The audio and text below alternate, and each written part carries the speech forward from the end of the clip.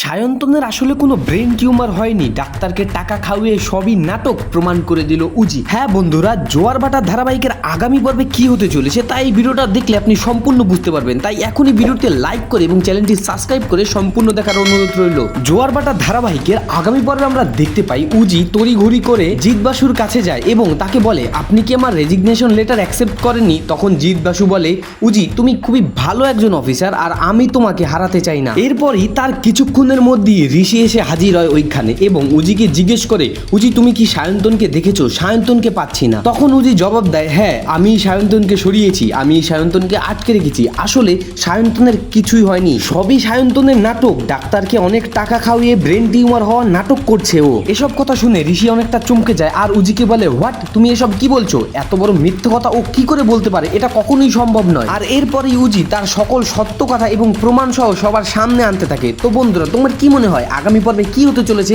তোমার মতামত অবশ্যই জানাবে আর আগামী আপডেট পেতে তাড়াতাড়ি চ্যানেলটি সাবস্ক্রাইব করো।